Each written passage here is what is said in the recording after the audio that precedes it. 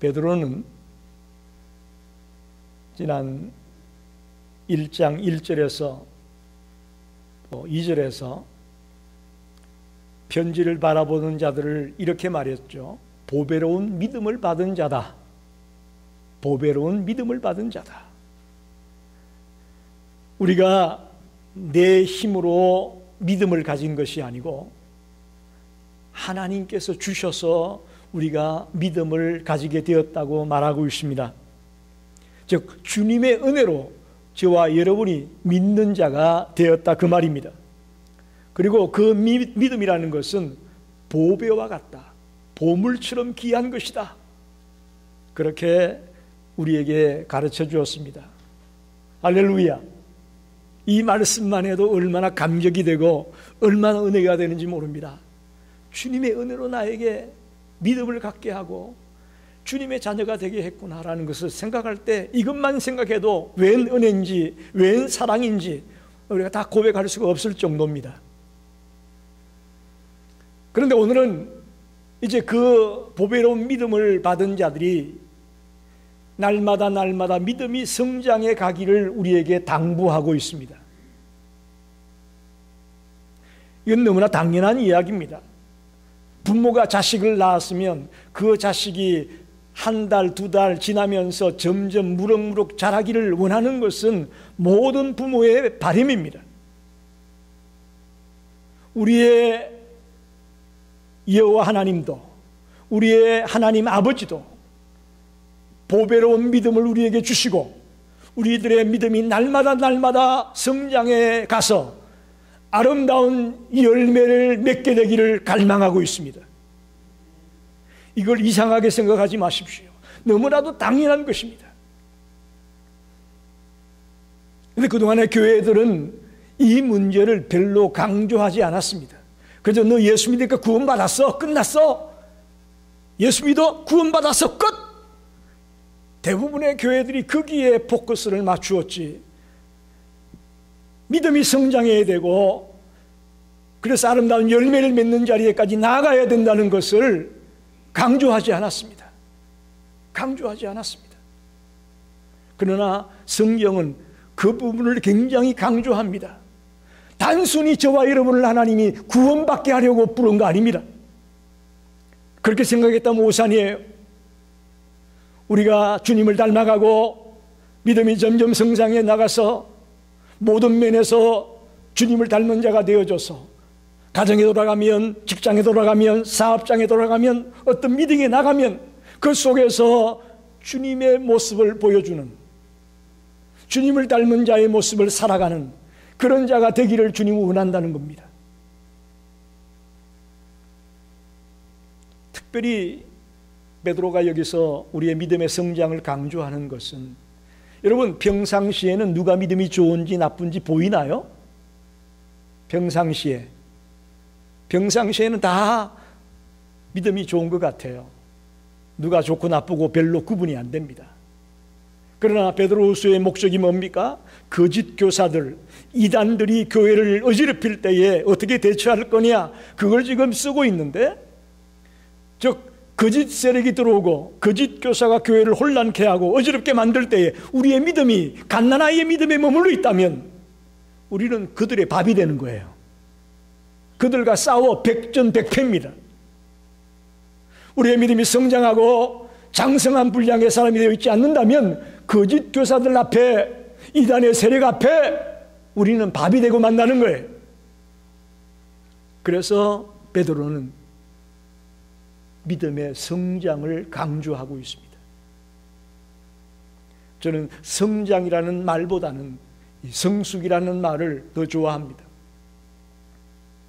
믿음의 성숙을 이루는 길이 무엇일지 오늘 말씀을 따라 함께 생각하면서 은혜를 나누고 싶습니다.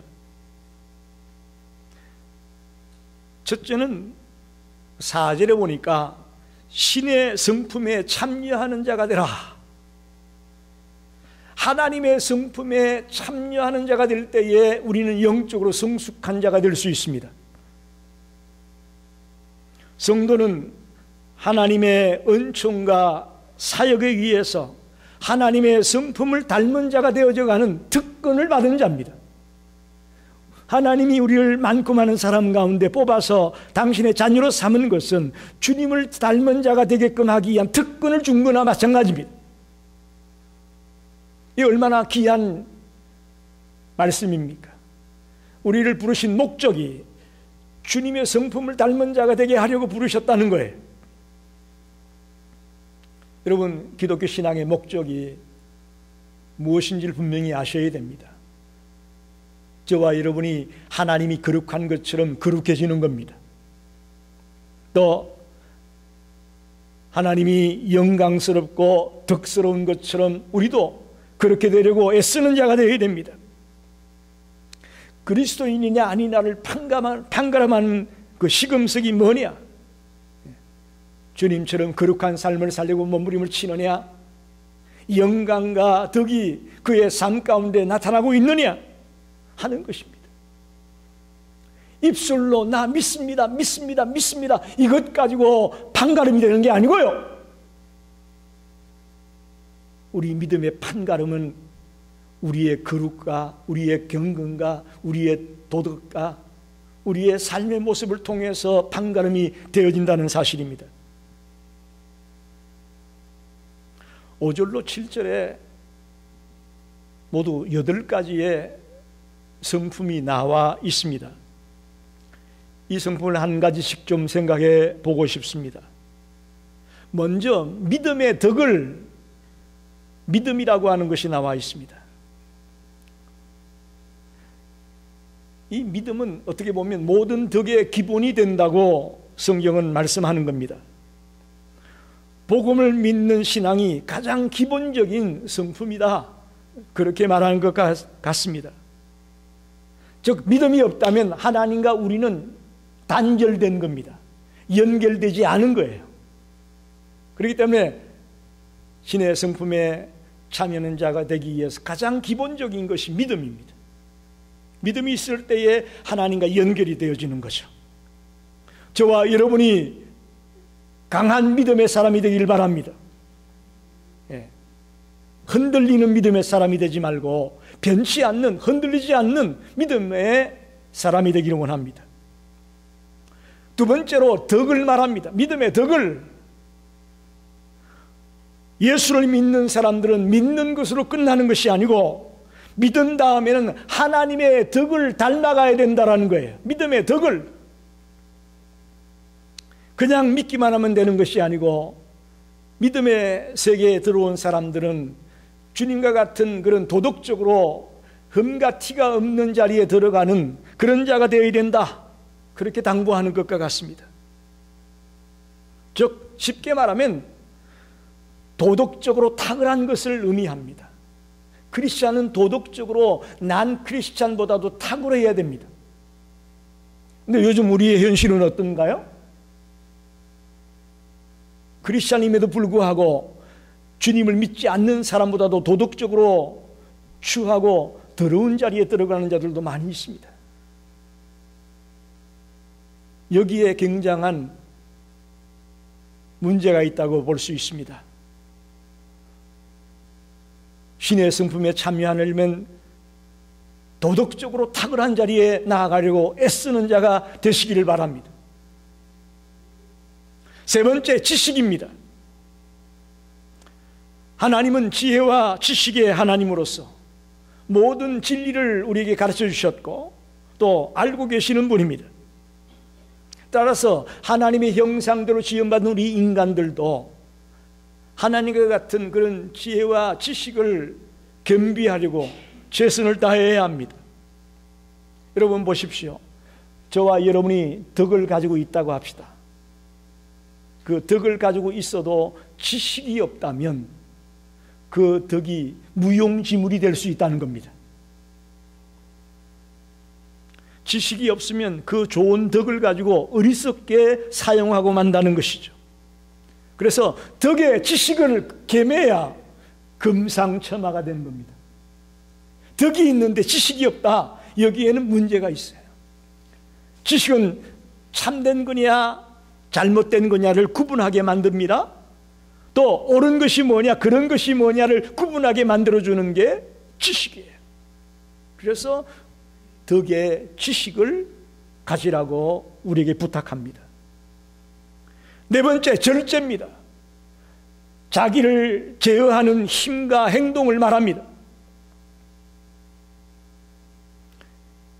여러분, 아무리 좋은 지식을 갖고 있어도 그 지식이 절제되지 못한다면 거기에는 엄청난 문제를 가져옵니다. 엄청난 불행을 가져오고 마는 겁니다. 19세기에 이성주의가 판을 쳤습니다. 그것 때문에 따라온 것이 낙관주의적인 우주관이 인간들에게 들어오게 됩니다. 그리고는 지식 만능이 팽배해지면서 끝내는 그들 마음속에 유토피아를 이룰 수 있다. 즉 성경에서 말하는 심판이나 천국이나 지옥이나 이런 것은 없고 자기들 스스로 유토피아를 이룰 수 있다라는 결론에 도달하게 됩니다. 이 지식이 절제를 못하게 되면서 이런 엄청난 결과를 가져오게 된 것이죠. 인간의 이성과 지식으로 하나님을 판단할 수 있고 하나님을 청량할 수 있다고 생각하는 오만에 빠지게 됩니다. 우리의 시조인 아담이 지은 죄가 바로 이런 죄라고 볼 수 있습니다.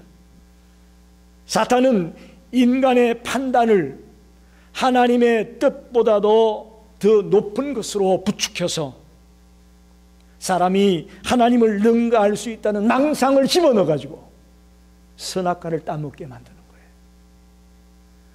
그걸 먹으면 눈이 밝아져서 하나님처럼 될 거야. 지식을 절제하지 못하고 통제하지 못했을 때 이런 엄청난 비극이 왔습니다. 여러분, 지식이 없는 것도 문제지만 지식이 전부다라고 생각을 해서 절제하지 못하게 되면 우리에게 안타까운 일들이 일어나는 것입니다. 더 나아가 하나님을 노엽게 하고 하나님의 뜻을 파괴하는 자리에 들어갈 수 있다는 것을 꼭 기억하시기를 바랍니다. 다섯 번째, 인내를 말하고 있습니다. 인내. 좀 쉽게 예를 들어 봅시다. 여러분, 우리가 배가 고프다. 그럼 어떻게 해야 됩니까? 먹어야죠. 맞습니다. 배가 고프면 밥을 먹으면 배부르게 된다. 이게 우리 지식이에요. 우리가 알고 있는 거예요. 그죠? 밥을 먹으면 배가 부른다. 그게 지식 있는 행동이에요. 밥을 먹는 게. 배고플 때 밥을 먹는다. 그런데 밥을 너무 많이 먹어서 배가 터질 정도로, 배탈이 날 정도로 먹었다. 이건 어떻게 됩니까? 이건 절제 없는 행동이죠. 지식을 절제하지 못한 거예요. 배가 고플 때 속에서는 얼마든지 넣어라, 계속 넣어라, 계속 먹어라, 이렇게 신호를 보낼지 몰라요. 그런데 그걸 절제하기 위해서는 인내가 필요한 거예요. 아무리 맛있는 게 있어도 속에서 좀 찼다라고 신호를 보내면 딱 멈출 수 있어야 되는 거거든요. 그런데 그게 쉽지 않아요. 쉽지 않습니다. 인내가 좀 설명이 되나요? 왜 인내가 뭘까? 다 연결이 되는 거예요. 덕의 지식의 절제의 인내를 다 연결이 된다는 거예요. 따로 떨어져 있는 게 아니에요. 절제를 하기 위해서는 인내라는 것이 뒷받침이 되어져야만 절제가 가능해진다는 거예요. 그래서 절제의 인내가 연하여 나오는 것입니다. 여섯 번째, 경건입니다. 경건, 굉장히 중요한 이야기입니다. 칼빈은 경건이란 무엇인가에 대한 해답을 하나님에 대한 경외와 사랑이 결합된 것이 경건이다. 하나님을 사랑하고 또 하나님을 경외하는 것이 경건이다. 그렇게 말하고 있습니다. 즉 우리가 어떤 경지에 도달하고 어떤 수준에 도달하는 게 경건이 아니고요, 과연 우리가 하나님과 어떤 관계를 지금 맺고 있느냐, 그것이 경건이라는 거예요. 누가 봐도 저 사람은 참 대단하구나, 수준이 높다, 그런 수준 가지고 경건을 따지는 게 아니에요. 경건이란 과연 내가 하나님과 지금 어떤 관계 속에 놓여 있느냐, 그것이 경건이라는 거죠. D.L. 무디 목사에게 목사님, 경건이란 무엇입니까? 라고 물었더니 멋지게 대답을 했습니다. 아무도 보지 않는 곳에서 나의 행동이다. 저는 수많은 경건에 대한 정의를 봤지만 이 D.L. 무디 목사의 이 경건에 대한 정의가 제일 마음에 들어요. 아무도 보지 않는 곳에서 내가 행동하는 것, 나의 행동 하나하나가, 그게 바로 경건이라는 거예요. 한마디로 경건은 하나님을 의식하는 삶을 사는 거예요. 하나님 앞에서, 코람데오라는 말처럼 하나님 앞에서 내가 사는 것처럼 사는 거예요. 그게 경건이에요. 그게 집에 있었든지, 가정에 있든, 직장에 나갔든지, 어떤 사업장에 있든지, 학교에 갔든지, 친구를 만났든지, 화장실에 갔든지, 어디에 있든지 간에 내가 하나님 앞에서 살아가는 것, 그게 경건이다. 저와 여러분이 아무도 나를 보지 않더라도 하나님을 의식하며 사는 그런 경건한 자가 되기를 간절히 원합니다. 7번째는 형제우애를 말합니다. 형제우애, 말 그대로 사람들을 같은 형제로 여겨서 사랑하라는 뜻입니다. 여러분, 저를 보십시오. 우리가 믿기 전에는 남남이었습니다. 그렇죠? 우리 예수를 믿기 전에는 다 남남이었어요. 그러나 이제 예수를 믿고 난 뒤에는 우리는 한 형제 자매입니다. 아멘입니까? 아멘입니다. 하나님을 아버지로 부르는 한 형제 자매인 것을 믿으시기 바랍니다. 비록 우리가 피를 나누지 않았지만 믿음으로 하나님을 나의 아버지라고 고백하며 같은 믿음의 형제들이 나의 형제 자매라는 것을 알고 사랑하며 살아가는 것, 그게 형제 우애입니다. 그래서 우리가 밖에서 만나면 그렇게 반갑고 기쁘고 그런 거예요. 예? 비록 내 핏줄은 아닐지라도 성도님들을 만나면 그렇게 기쁘고 그렇게 즐겁고 그렇게 감사한 거죠. 그래서 또 우리의 사랑하는 형제가 먼저 가게 되면 그렇게 마음이 아프고 그렇게 괴로운 겁니다. 그렇게 힘든 거예요. 그리스도 안에서 우리는 이제 하나가 되었습니다. 한 형제 자매가 되었습니다. 그게 바로 형제 우애예요. 그렇게 서로 사랑하는 거예요. 마지막으로 사랑을 말하고 있습니다. 형제 우애의 사랑을 신약에서 하나님의 성격을 이야기할 때에 아가페라는 말을 쓰고 있습니다. 아가페, 사랑. 성령의 열매 중에도 가장 으뜸이 사랑이라고 말하고 있습니다. 주님이 십자가에 못 박혀 돌아가신 것도 사랑입니다. 하나님이 인간의 몸을 입고 이 땅에 내려온 것도 사랑입니다. 지금 우리가 죄를 짓고 넘어지고 쓰러져도 우리를 버리지 아니하고 끼안아주는 것, 이것도 사랑입니다. God is love라는 말이, 하나님이 사랑이라는 말이 너무나도 진리임을 알게 됩니다. 그래서 신의 성품의 8가지 중에 제일 마지막에 사랑을 논하고 있습니다. 모든 덕을 다 포함하는 것이 사랑이라고 말할 수 있는 거예요.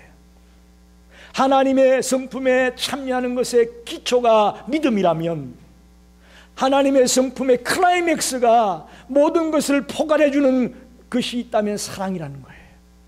그래서 제일 처음에 믿음이 나오고 제일 마지막에 사랑이 나오고 있어요. 사랑하는 성도 여러분, 이 8가지 신의 성품에 참여함으로 우리가 영적으로 성숙되어지기를 원합니다. 여러분이 이 뜻이 무엇인가 알려고 제가 지금 설명하는 거 아니에요. 덕이 뭐고 지식이 뭐고 절제가 뭐고 인내가 뭐고 그거 설명하려고 지금 하는 얘기가 아니에요. 이게 하나님이 우리에게 원하는 하나님의 성품에 참여하는 거예요. 그럴 때 우리가 영적으로 성숙해 나가는 겁니다. 두 번째는 어떻게 해야 영적으로 성숙해 갈 수 있느냐? 3절에 보면 예수 그리스도를 알아가는 것을 말하고 있고 8절에도 예수 그리스도를 알아가는 것에 대한 말을 하고 있습니다. 그렇게 볼 때에 우리가 예수 그리스도를 깊이 알아갈 때에 영적으로 성숙해지는 겁니다. 여러분 예수님을 아시나요? 아시겠죠? 예수님은 인간의 몸을 입고 이 땅에 오신 하나님입니다. 예수님은 죄가 없으심에도 불구하고 우리를 살리기 위해 십자가에 못 박혀 돌아가신 분입니다. 예수님은 우리에게 부활의 소망을 주시려고 부활의 첫 열매가 되신 분입니다.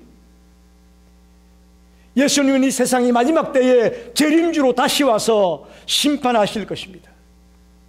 그리고 우리를 영원한 하나님의 나라로 인도해 주실 것입니다. 자, 이 예수, 지금 제가 말한 이 예수, 이것은 여러분이 아는 지식적인 아는 것입니다. 이 예수님과 교제하며 사귀며 깊이 몸으로 체험해서 알아가는 그 예수님을 아는 자가 되길 바랍니다. 많은 성도들이 이론적으로 지식적으로는 그동안 교회에서 설교를 들으면서 성경 공부를 하면서 예수님이 누구다 압니다. 그러나 체험적으로 예수를 알아가는 일이 매우 약합니다. 갈라디아서 2장 20절에 바울이 고백했죠. 내가 그리스도와 함께 십자가에 못 박혔나니 그런 적 이제는 내 안에 사는 것이 내가 아니고 그리스도가 살고 있다. 저는 이거라고 봅니다. 우리가 예수를 안다는 것은 이제 예수와 내가 하나가 되어 사랑하는 것 같은 이런 자리에까지 들어가는 것이 예수를 아는 것이다. 그렇게 말할 수 있습니다. 사탄은 우리가 그리스도와 사귀는 것을 싫어합니다. 방해합니다. 여러분 잘 명심하세요. 사탄은 우리가 주님과 사귀는 걸 방해한다고요. 우리가 주님과 교제하는 것을 원치 않아요. 그래서 성경책만 펼치면 하품이 나오고 졸리는 거예요. 사탄이 그렇게 주님과 사귀려고 하는 걸 싫어해요. 우리가 좀 기도하려고 그러면 웬 전화는 그렇게 자꾸 오는지, 신방 가서 꼭 예배드리고 기도하려고 그러면 전화가 따르는 거죠. 참 신기해요. 여러분 이처럼 사탄은 우리가 하나님과 교제하고 주님을 깊이 알아가는 것을 막으려고 합니다. 저와 여러분이 그런 방해 공작을 뚫고 예수님을 더 깊이 알아가야만 영적으로 성숙해 간다는 것을 믿으시기 바랍니다. 오늘 많은 분들이 머리로 예수를 아는 것으로 끝납니다. 아닙니다. 몸으로 알아가야 됩니다. 체험적으로 알아가야 됩니다. 내가 예수를 믿는다는 사실이 얼마나 좋고 좋은 것인지를 몸으로 알아야 됩니다. 마음으로 알아야 됩니다. 우리가 진정으로 믿는 자라면 믿음에서 점점 주님을 닮은 자로 바뀌어져 가야 되는 것입니다. 그게 어떻게 보면 예수님을 안다라는 것은 예수님을 닮아간다는 것과도 연결되어 있습니다. 요한복음 17장 3절에 하나님과 그의 보내신 자 예수 그리스도를 아는 것이 영생이다. 여러분, 영생 얻었나요? 예수님을 아는 것이 영생이랍니다. 이거 머리로 아는 거 아니에요. 예수님을 머리로 아는 그 정도 가지고 영생 얻었다가 아니에요. 몸으로, 체험으로 알아야만 예수를 아는 거예요. 그런 자에게 영생이 있다는 거예요. 저와 여러분의 삶 속에 하나님을 참으로 경외하고 신뢰하고 믿고 따라가는 열매가 있어야 되어집니다. 열매가 있어야 됩니다. 그럴 때에 내가 예수를 알구나. 내가 예수를 만났구나. 이걸 확신할 수가 있는 거예요. 아무쪼록 예수를 더 깊이 알아가는 우리 시카고 열린교회 성도들이 다 되시기를 간절히 부탁합니다. 마지막으로 하나는 10절로 11절에 부르심과 택하심을 굳게 하라. 하나님이 나를 불러주셨다는 것을 의심하지 말아라. 그런 말이에요. 확신해라. 여러분, 다시 한번 묻습니다. 여러분이 먼저 하나님께 나갔나요? 하나님이 여러분을 먼저 불렀나요? 할렐루야. 이게 기독교와 다른 종교의 차이입니다. 기독교는 계시 종교라고 말합니다. 하나님이 우리를 찾아와서 자기를 보여주시는 거예요. 자기를 드러내는 거예요. 이게 계시 종교예요. 그러나 다른 종교는 수도 종교라고 말하죠. 자기들이 신을 찾아갑니다. 또 더 나아가 자기들이 돌을 닦아가지고 신의 경지까지 나아가려고 합니다. 이게 수도 종교, 계시 종교. 엄청난 차이가 있습니다. 우리는 우리가 하나님 앞에 나아가려고 해서 나아간 것이 아니고 하나님께서 우리를 부르셔서 주님의 자녀가 되었습니다. 그런데 주님이 우리를 왜 불렀다고요? 단순히 구원받으라고? 아직도 많은 분들이 그렇게 알고 있습니다. 하나님이 많고 많은 이 지구촌의 수많은 사람 가운데 나를 부른 것은 구원받으라고 불렀다.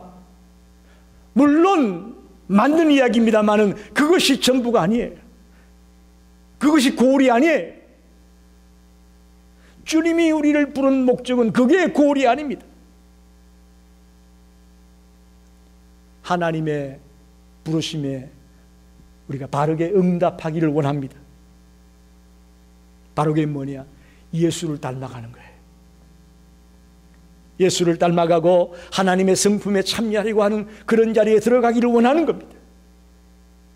그래서 우리 교회 표가 작은 예수를 기르는 교회가 되자는 것이 우리 교회 표입니다.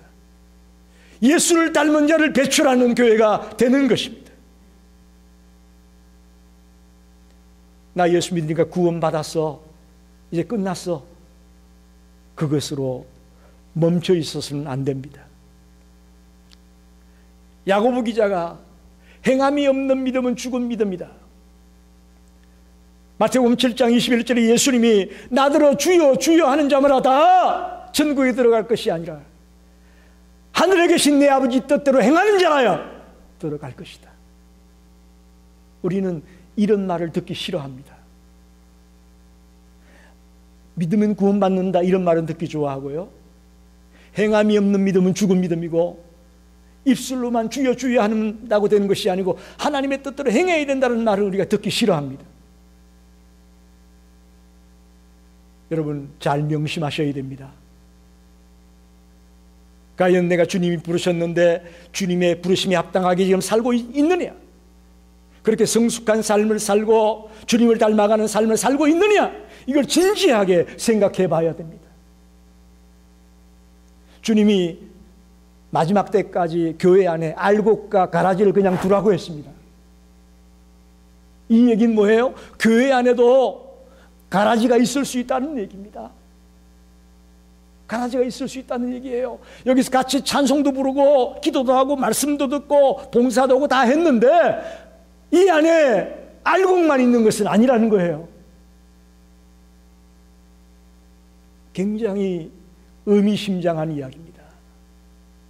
그래서 추수 때에 알곡은 창고에 거두고 가라지는 밖에 던져서 불에 태워버린다고 말씀하지 않습니까? 주님이 나를 부르셨다는 것에 대한 견고한 믿음이 있어야 됩니다. 의심하지 말아야 됩니다. 흔들리지 말아야 됩니다. 그러기 위해서는 부르신 목적에 맞게 살아가는 것입니다.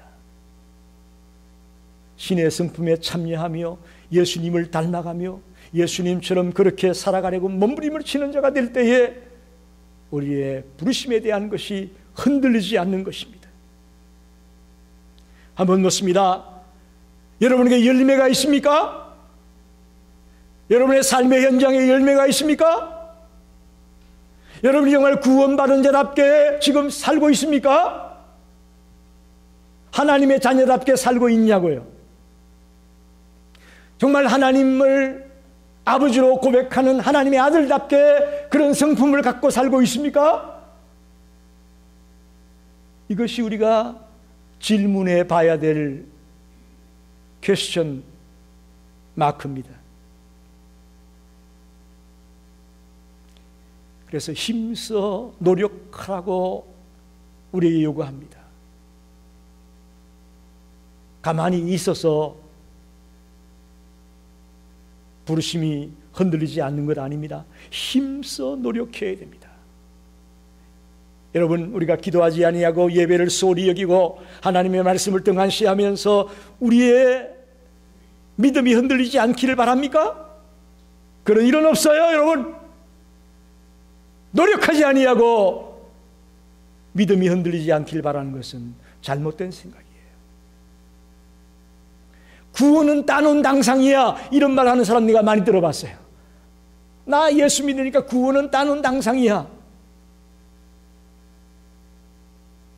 그것은 하나는 알고 둘은 모르는 겁니다. 말씀을 정리합니다. 여러분, 저를 보십시오. 여러분 정말 예수를 믿습니까? 그러면 예수 믿고 어떤 변화가 생겼습니까? 여러분 스스로 한번 대답해 보십시오. 마음속에 나는 예수 믿고 이런 게 변했어. 그랬다면 여러분은 하나님이 부르신 자가 확실합니다. 할렐루야. 내가 예수 믿고 이런 것들이 변했다는 것을 확신한다면 여러분은 틀림없이 하나님이 부른 자예요. 반대로 수십 년 교회 다녔고 예수 믿었는데 하나도 변한 게 없다, 또 변화가 별로 중요하지 않다, 그렇게 생각이 된다면 여러분 의심해 봐야 됩니다. 내가 진짜 믿는 건지, 그저 교회에 왔다 갔다만 했는지 자신을 진지하게 의심해 봐야 된다는 거예요. 하나님이 우리에게 이 보배로운 믿음을 주신 목적은 그걸 붙들고 가만히 있으라는 것이 아니고 날마다 성장해 가라고 주신 겁니다. 어떻게 해야 되느냐? 신의 성품에 참여하는 자가 되라. 하나님의 성품에 참여하는 자가 되라. 그리스도를 체험적으로 더 깊이 알아가야 된다라고 말합니다. 장님 코끼리 만지듯이 이렇게 만져가지고 나 예수 안다라고 말하지 마십시오. 그거 아니에요. 정말 깊이 예수를 알아가야 돼요. 마지막으로 부르심과 택하심을 굳게 하라. 의심하지 말고 흔들리지 말아라. 그럴 때 우리가 영적으로 성숙해 간다고 말하고 있습니다. 10절 하반과 11절에 보면 이렇게 살면 실족하지 아니하리라. 할렐루야. 이렇게 살면 영원한 나라에 들어갈 넉넉히 들어간다. 이렇게 살아가야 영원한 하나님 나라에 넉넉히 들어갈 수 있다. 이렇게 우리가 말하고 있습니다. 사랑하는 성도 여러분, 오늘 말씀이 여러분에게 도전이 되길 바랍니다. 아하, 내가 갓난아이의 신앙에 머물러 있으면서 조화를 할 것이 아니고 장성한 분량의 믿음으로 성장해 나가야 되겠구나 하고 결단하는 성도들이 되시기를 간절히 축원합니다. 기도합니다.